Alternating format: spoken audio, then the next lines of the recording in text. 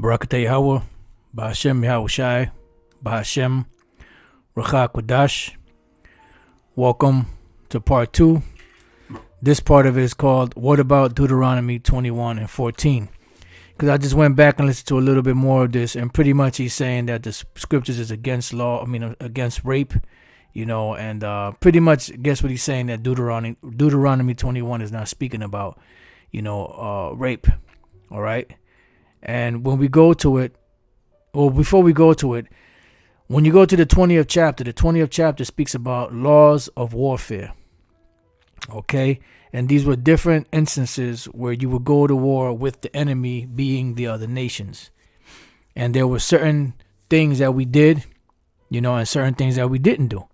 So Deuteronomy 20 and 1, it says, when thou goest out to battle against thine enemies, and seest horses and chariots and the people more than thou, which letting you know that's talking about other nations, be not afraid of them, for the Lord thy power is with thee, which brought thee up out of the land of Egypt, which is showing a distinction between the nations and the Israelites. And it shall be, when you are come nigh unto the battle, that the priest shall approach and speak unto the people, and shall say unto them, Hear, O Israel, ye approach this day unto battle against your enemies. This is what it's talking about, the other nations. It's not talking about Israelites. It's talking about the other nations that are the enemies of the Israelites. It says, Let not your heart be faint, let not your heart faint, fear not, and do not tremble, neither be ye terrified because of them. For the Lord your power is he that goeth with you to fight for you against your enemies to save you. We jump down to the 10th verse. It says, when thou comest nigh unto a city to fight against it, then proclaim peace unto it. So this is dealing with, we just found out that this is dealing with the other nations. If you came to a city and they made peace, then there would be peace with them. Right? It says, and it shall be, if it make the answer of peace and open unto thee, then it shall be that all the people that is found therein shall be tributaries unto thee. Right? Because the servants of Israel were of who? Of the other nations, as an inheritance. And they shall serve thee. And we've just read in the book of Deuteronomy, the 25th chapter, that you're not supposed to rule over the Israelites with rigor. And if it will make no peace with thee, but will make war against thee, then thou shalt besiege it. And when the Lord thy power hath delivered it into thine hand, thou shalt smite every male thereof with the edge of the sword. But the women and the little ones and the cattle and all that is in the city, even all the spoil thereof, shalt thou take unto thyself, and thou shalt eat the spoil of thine enemies, which the Lord thy power hath given thee. Now in this particular case, you didn't kill the little ones. In the other case, in Deuteronomy 21, you would slaughter the male children, but leave the female children alive. Here you will leave both alive. Why? Because there were servants. They would be servants. Those little boys, when they would grow up, they would be servants. The little girls would be servants. The women would be servants. All right. It says, thou shalt do unto all the cities which are very far off from thee, which are not of the cities of these nations. All right.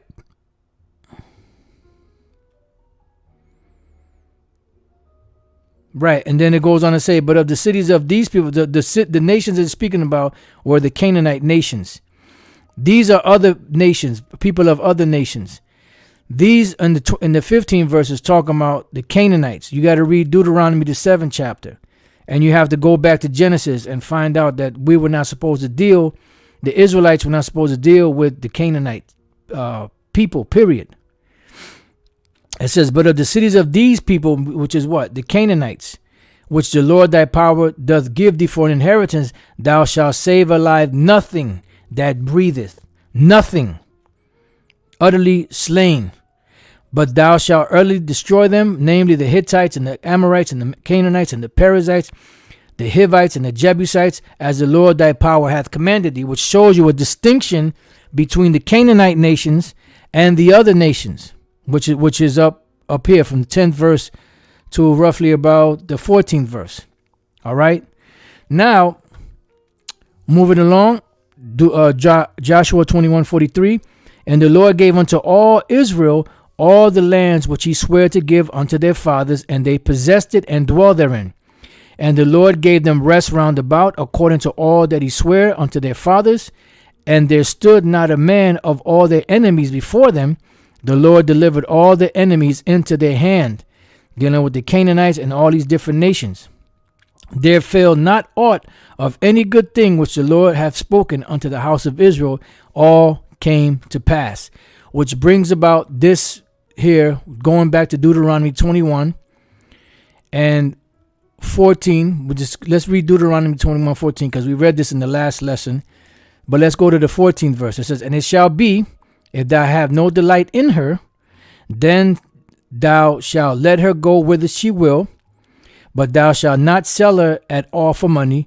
Thou shalt not make merchandise of her, because thou hast what? Humbled her. When you look at this word humbled, matter of fact, let's see what it says here in the different definitions. The NIV. If you are not pleased with her, let her go wherever she wishes. You must not sell her or treat her as a slave, since you have dishonored her. Since you have humiliated her. Humiliated. All right, let's go back. When we go to the word humbled her, the word there is ainah.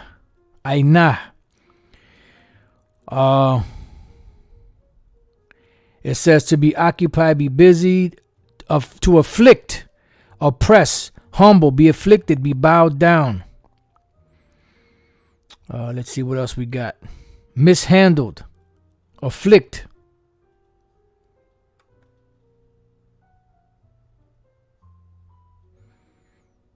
Deal hardly with. Exercise force. Ravish. What does the word ravish mean? Let's go here. Ravish. 1300s, ravishen, to seize someone by violence. And that's actually what the word rape means, to seize somebody by violence.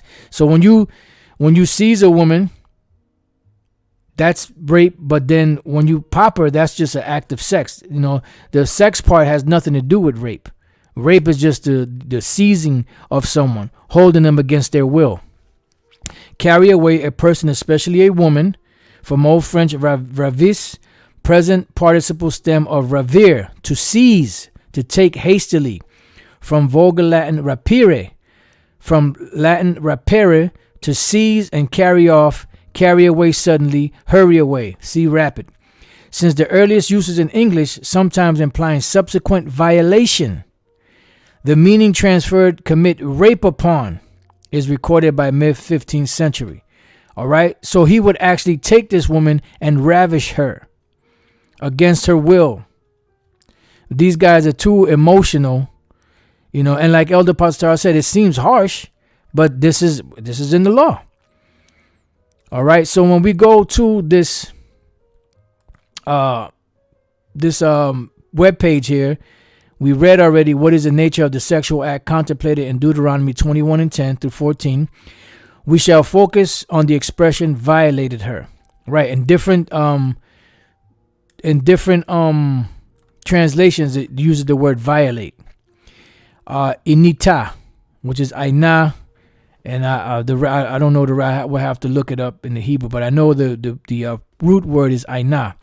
In Hebrew, the root ana or aina, it is in the translation of this word that an attitudinal difference between the Targumim becomes apparent in 2 Samuel 13:11-14.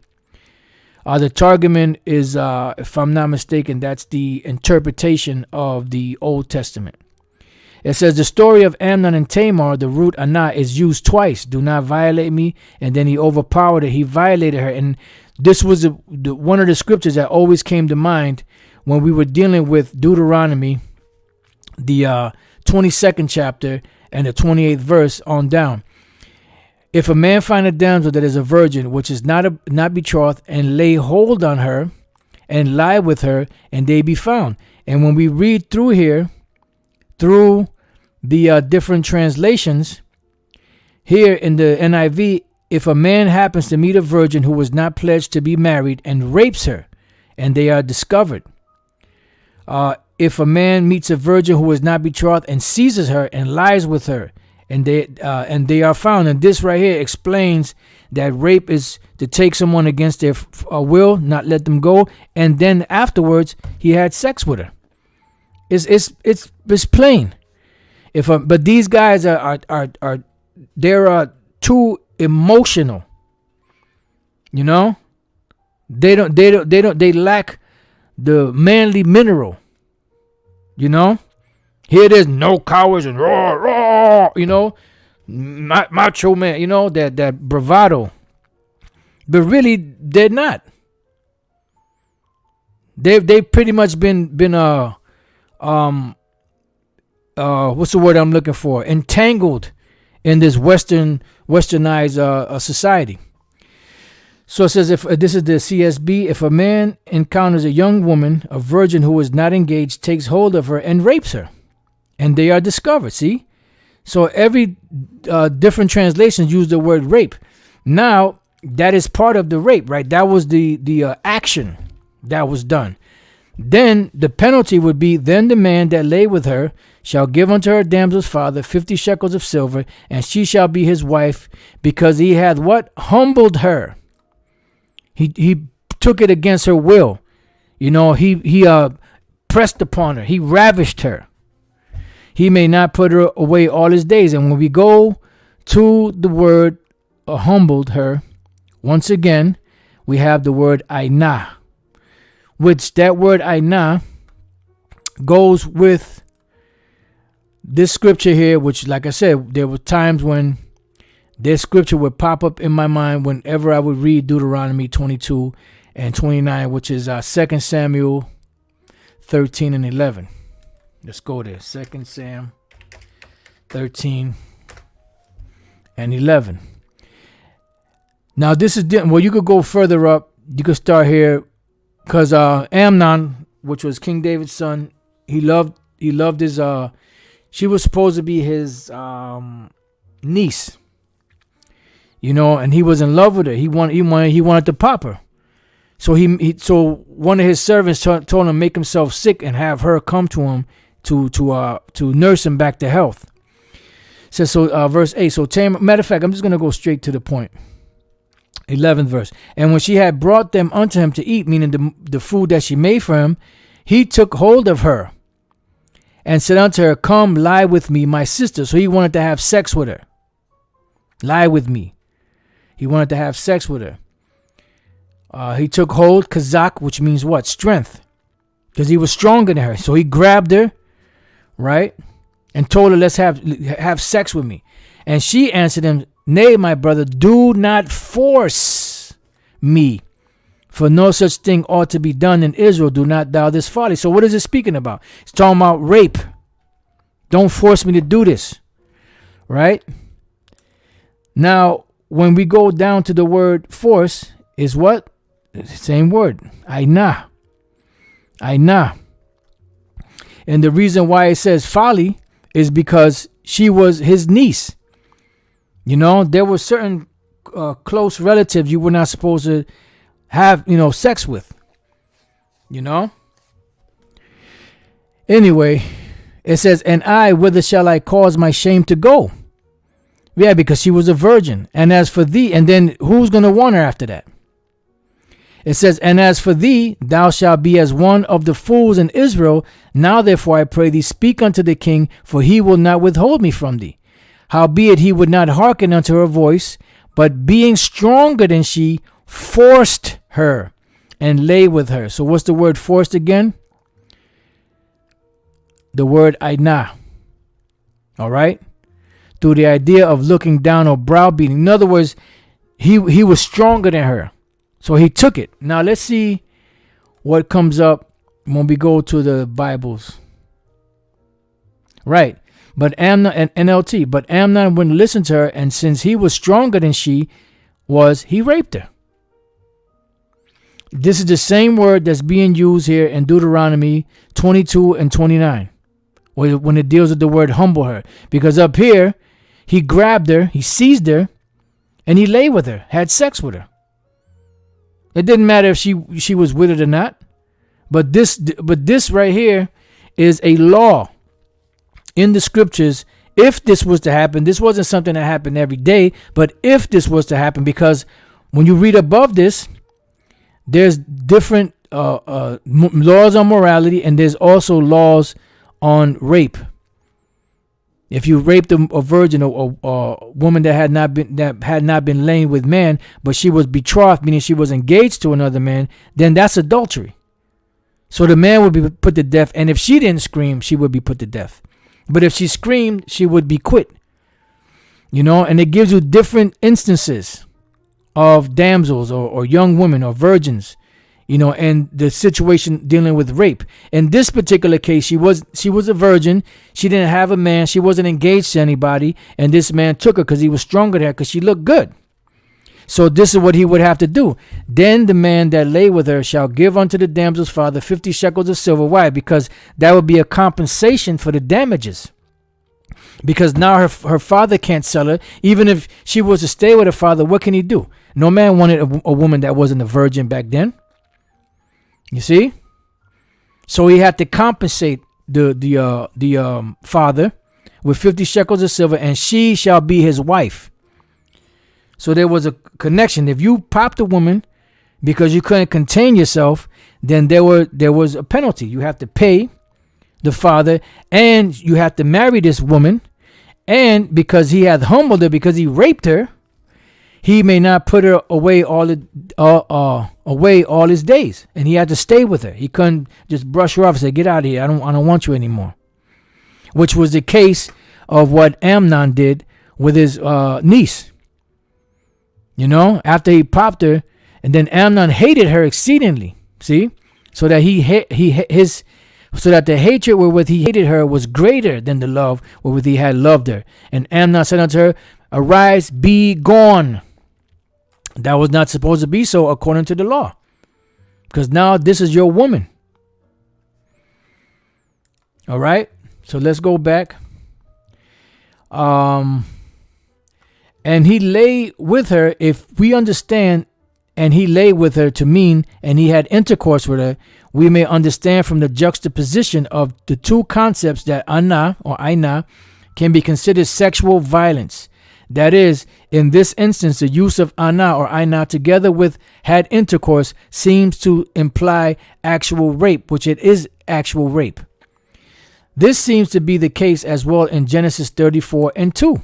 Which was dealing with the story of Dinah, Jacob's daughter. The story of Dinah and Shechem. All right, so let's go to that. Genesis 34, is it? Yep. Excuse me. Genesis 34 and 1. And Dinah, the daughter of Leah, which she bare unto Jacob, went out to see the daughters of the land. And when Shechem, a Hamite, the son of Hamor the Hivite, a Canaanite actually, prince of the country, saw her, he took her and lay with her and defiled her. And we look up the word defiled her. Aina. Why? Because he forced her. He defiled her. Because you weren't supposed to lay with these uncircumcised heathens. So it says he, Shechem, took her and he lay had intercourse with her, and he violated her. Aina alone would not mean necessarily rape, but simply sexual violence of some sort. Rape is again implied here by the use of aina and had intercourse together. The idea of rape may also be expressed with the other terminologies in Deuteronomy 22, 25, and 28. We find the verb had intercourse used with the verb took hold of, grab, to imply the idea of forced intercourse, and example, rape. And it's a goddamn shame that these Edomites have more understanding on certain things than you guys that are Israelites. It's a goddamn shame. It says the verb ainah is used alone in Lamentations 5:11, Ezekiel 22:10, and Judges 19:25, and from the context in these instances seems to imply rape. See? Let me see, Lamentations 5:11. Let's go to that.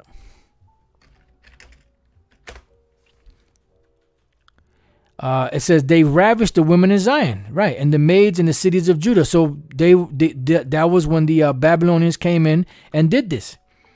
And the word ravished is what? Ainah. Come on, man. It's not that hard. It says, matter of fact, let's go to Ezekiel 22:10. See what that says. It says, in thee have they discovered their father's nakedness. In thee have they humbled her that was set apart for pollution. There you go. Humble. And I bet you it's, what is the word ainah? Because they already showed it. Humbled. Ainah. It's not that hard. Very simple. Just a few clicks away. You know, and if you didn't understand it, pray to Yahweh Bashem El Shai, and he'll open up your eyes to it. It's a part of the law. It's a part of the scriptures.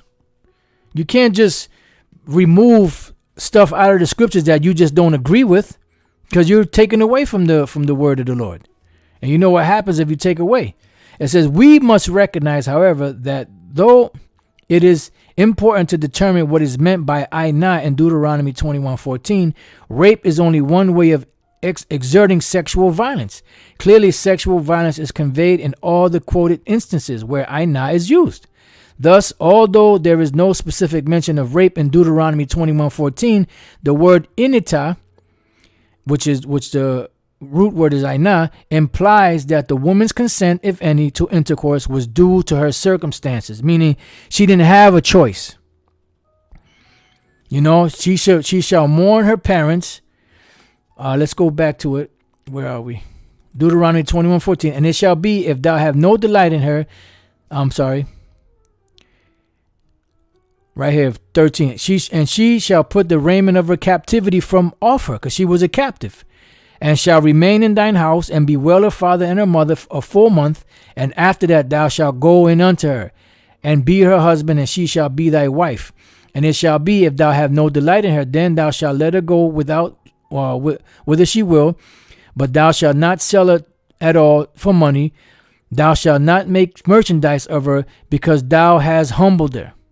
Now we saw over here, humiliated her, meaning you humbled her, you popped her, and that's what it means in Deuteronomy 22 and 28 and 29. You know, he hath humbled her. All right, to humiliate someone is not a nice word.